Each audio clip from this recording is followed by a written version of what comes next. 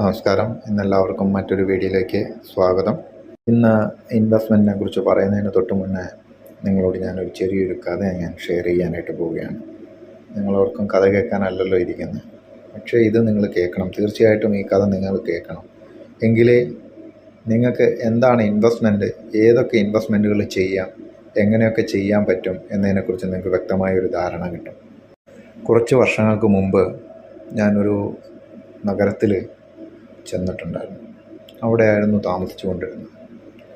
അപ്പം ഞാൻ എന്നും രാവിലെ ചായ കുടിക്കാനായിട്ട് പോകുമായിരുന്നു. അത് സാധാരണ നമ്മുടെ തള്ളിക്കൊണ്ട് നടക്കുന്ന ഒരു പെട്ടി വണ്ടിയാണ്. അതിൽ ആൾ രാവിലെ ചായ ഉണ്ടാക്കും, അതുപോലെ തന്നെ ഉഴുന്നുവടയും പഴംപൊരിയൊക്കെ ഉണ്ടാക്കും. ഈ രണ്ട് സാധനവും ചായയുമാണ് അവിടെ ഉള്ളത്. ആൾക്ക് നല്ല കച്ചവടമുണ്ട്. തൊട്ടടുത്ത് 2 ഹോട്ടലുകളുണ്ട്. നല്ല പേരുകേട്ട ഹോട്ടലുകളാണ്. അവിടെ ചായക്ക് 10 രൂപയും ഉഴുന്നുവട പഴംപൊരി മുതലായവയ്ക്ക് 10 രൂപയുമായിരുന്നു. ഇവിടെ അദ്ദേഹം കൊടുക്കുന്നത് 7 രൂപയ്ക്ക് ചായയും അതേ 7 രൂപയ്ക്കും പലഹാരങ്ങളും കൊടുക്കുമായിരുന്നു. അത് ചൂട്, നല്ല ഫ്രഷായിട്ടുള്ളത്. അദ്ദേഹം സ്വന്തമായിട്ട് വീട്ടിൽ അരച്ചു കൊണ്ടിരുന്ന മാവ്, നല്ല പഴം, ഇതൊക്കെ നമുക്ക് കൺമുന്നിൽ വെച്ച് തന്നെ അദ്ദേഹം ഉണ്ടാക്കി നമുക്ക് ചൂടോട് കൂടിയിട്ട് കൊടുക്കുമായിരുന്നു. അദ്ദേഹത്തിനും നല്ല കച്ചവടമുണ്ടായിരുന്നു, വരുമാനമുണ്ടായിരുന്നു. അദ്ദേഹത്തിന് അധികം ഇൻവെസ്റ്റ്മെൻ്റ് ഒന്നുമില്ല, പക്ഷേ അദ്ദേഹം ചെയ്യുന്നതും നല്ലൊരു തൊഴിലായിരുന്നു.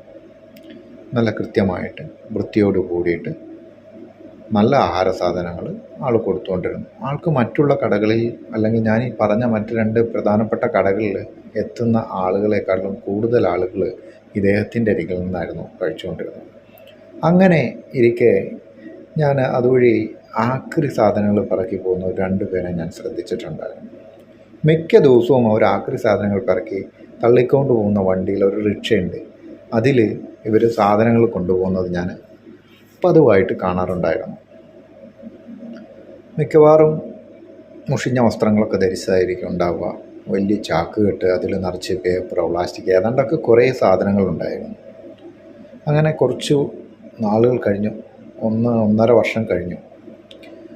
ഞാൻ വീണ്ടും പഴയ പോലെ അവിടെ ചെന്നു. ഇപ്പോഴും നമ്മുടെ തട്ടുകട നടത്തുന്ന ആ ചേട്ടൻ അവിടെയുണ്ട്. അദ്ദേഹത്തിൻ്റെ വീട്ടിൽ പതിവ് പോലെ ചായയൊക്കെ കുടിച്ചു. പക്ഷേ അപ്പോൾ അന്ന് അതുവഴി വന്ന ആക്രി പറക്കിക്കൊണ്ട് വന്നത് വേറെ കുറച്ച് ആളുകളാണ്. അവരുടെ രീതിയൊക്കെ മാറി. അവരിന്ന് ആക്രി കൊണ്ടുപോകുന്നത് പെട്ടിയോട്ടോയിലാണ്. പഴയ ആളുകളല്ല. കുറച്ച് മുതിർന്ന ആളുകളുമുണ്ട്, സ്ത്രീകളുമുണ്ട്. പെട്ടിയോട്ടോയിൽ ആക്രികൾ കൊണ്ടുപോകുന്നുണ്ട്. ഓക്കെ, അതെല്ലാം കഴിഞ്ഞ് 2-3 ദിവസം ഞാൻ അവിടെ സ്റ്റേ ചെയ്യുന്നുണ്ടായിരുന്നു. അതിനിടയ്ക്ക് ഞാനൊരു ഷോപ്പിൽ പോയി.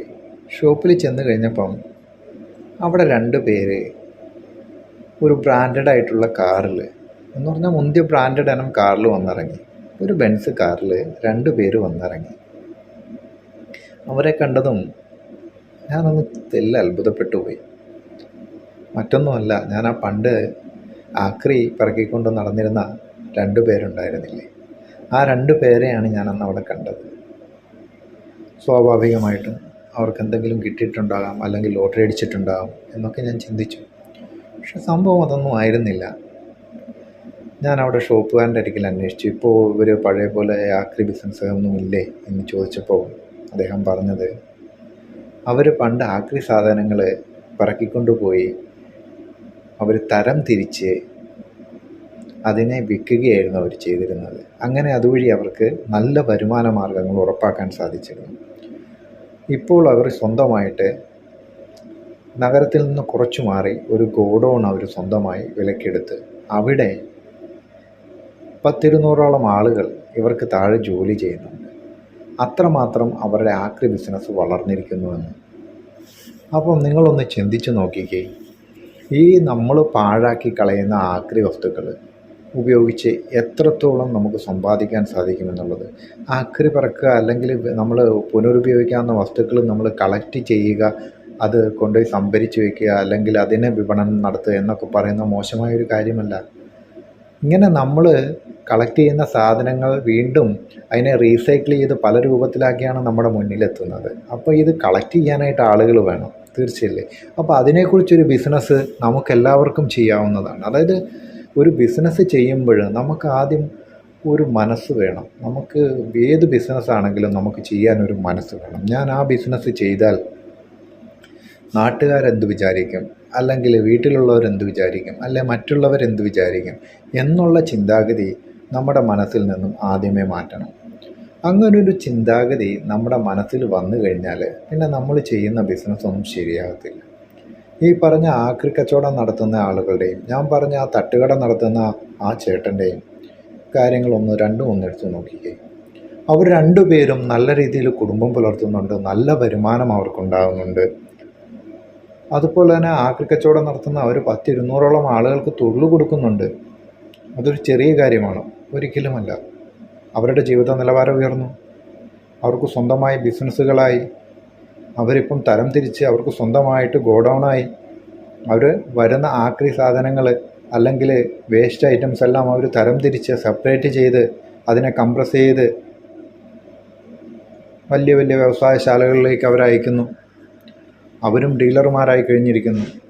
നമുക്ക് ഏത് ജോലിയും നമുക്ക് ചെയ്യാം. അത് നല്ല മനസ്സോട് കൂടിയിട്ട് നമുക്ക് ചെയ്യാൻ സാധിക്കുമെന്നുള്ള ഒരു ഉത്തമ ബോധ്യത്തോടു കൂടിയിട്ട് ഒരു ആത്മവിശ്വാസവും നല്ല മനസ്സും അധ്വാനിക്കാനുള്ള ശേഷിയും നിങ്ങൾക്കുണ്ടെങ്കിൽ തീർച്ചയായിട്ടും നിങ്ങൾക്കും ഏത് ബിസിനസ് ആണെങ്കിലും നിങ്ങൾക്ക് വിജയിക്കാൻ സാധിക്കും. പക്ഷേ ഏത് ബിസിനസ് ചെയ്യുന്നതിന് മുന്നേയും അതിനുള്ള സാധ്യതകളും നിങ്ങൾ പഠിച്ചിരിക്കണം, അതിനെക്കുറിച്ച് മനസ്സിലാക്കിയിരിക്കണം.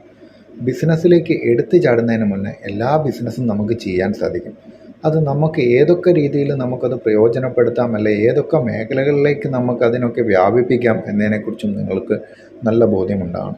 ഇപ്പോൾ ഒരു വ്യക്തിക്ക് നിങ്ങൾക്ക് തൊഴിൽ കൊടുക്കാൻ സാധിച്ചാൽ, നിങ്ങളൊരു തൊഴിലുടമയായി ഒരു വ്യക്തിക്ക് നിങ്ങൾ തൊഴിൽ കൊടുക്കാൻ സാധിച്ചു കഴിഞ്ഞാൽ നിങ്ങൾ ഒരു കുടുംബത്തെ 4-5 അല്ലെങ്കിൽ 5-6 ആളുകളുടെ പട്ടിണിയാണ് നിങ്ങൾ മാറ്റുന്നത്. അവർക്ക് ഭക്ഷണം കൊടുക്കാൻ സാധിക്കുന്നു, അവർക്ക് ആഹാരം നമുക്ക് കൊടുക്കുന്ന രീതിയിലേക്ക് അവർ നമ്മുടെ ശമ്പളം കൊടുക്കുന്നു. അത് അവർ ആഹാര ആവശ്യത്തിനായിരിക്കാം ചിലപ്പോൾ ഉപയോഗിക്കുക, അല്ലെങ്കിൽ വസ്ത്ര ആവശ്യത്തിനായിരിക്കാം, അതുമല്ലെങ്കിൽ ചിലപ്പോൾ മരുന്ന് വാങ്ങിക്കാനായിരിക്കാം, കുട്ടികളുടെ വിദ്യാഭ്യാസത്തിനായിരിക്കാം, എന്തുമായിക്കോട്ടെ. നിങ്ങളൊരാൾക്ക് തൊഴിൽ കൊടുക്കുന്നതിലൂടെ ആ കുടുംബത്തിനൊരു ഉയർച്ചയാണ് ഉണ്ടാകുന്നത്. നിങ്ങൾ ചെയ്യുന്നത് മഹത്തരമായൊരു കർമ്മമാണ്. ഒരിക്കലും തൊഴിൽ കൊടുക്കുന്നതിലൂടെ നിങ്ങളൊരിക്കലും അപമാനിക്കപ്പെടുകയോ അല്ലെങ്കിൽ നിങ്ങൾക്ക് നഷ്ടം സംഭവിക്കുകയില്ല. നിങ്ങൾ വളർത്തിയെടുക്കുന്ന സ്ഥാപനങ്ങൾ എത്രത്തോളം വലുതാകണമെന്നുള്ളത് തൊഴിലാളിയും കൂടെ വിചാരിക്കണം. മുതലാളി മാത്രം വിചാരിച്ചിട്ട് കാര്യമില്ല. അപ്പോൾ തൊഴിലാളിയെ കൂടെ നോക്കുക. തൊഴിലാളി ഹാപ്പിയാണെങ്കിൽ തീർച്ചയായിട്ടും മുതലാളിക്കും ഹാപ്പിയാകാൻ സാധിക്കും. നമ്മുടെ ബിസിനസ് സ്വാഭാവികമായിട്ടും വളരും. ആ നേതൃത്വം പാഠവും നമ്മുടെ അറിവും തൊഴിലാളിയുടെ അധ്വാനവും ഉണ്ടെങ്കിൽ തീർച്ചയായിട്ടും നമുക്കും നല്ലൊരു ബിസിനസ് ആരംഭിക്കാം. ഇപ്പോൾ പറഞ്ഞതുപോലെ ആക്രി കച്ചവടം മോശമായ തൊഴിലുകളൊന്നുമല്ല. ഇന്ന് നമ്മുടെ കുടുംബശ്രീയിലെ ചേച്ചിമാരൊക്കെ പ്ലാസ്റ്റിക് കളക്ട് ചെയ്യുന്നു, എന്നിട്ട് അവരത് സംസ്കരിച്ച് വിൽപ്പന നടത്തിയാണ് ചെയ്യുന്നത്. അതിലൂടെ അവർ എത്രത്തോളം വരുമാനം അവർക്കുണ്ടാകുന്നുണ്ടെന്ന് നിങ്ങൾ ചിന്തിച്ചിട്ടുണ്ടോ? ഇതെല്ലാം നല്ല നല്ല ആശയങ്ങൾ നമ്മുടെ ചുറ്റുപാടുമുണ്ട്, ബിസിനസ് ആശയങ്ങൾ നമ്മുടെ ചുറ്റുപാടുമുണ്ട്. അവ കണ്ടെത്തണം, അവ ഉപയോഗപ്പെടുത്തണമെന്ന് മാത്രം. എല്ലാവർക്കും നല്ലൊരു ദിനം ആശംസിക്കുന്നു. വീണ്ടും മറ്റൊരു വീഡിയോയുമായി കാണാം. അതുവരേക്കും എല്ലാവർക്കും നന്ദി, നമസ്കാരം.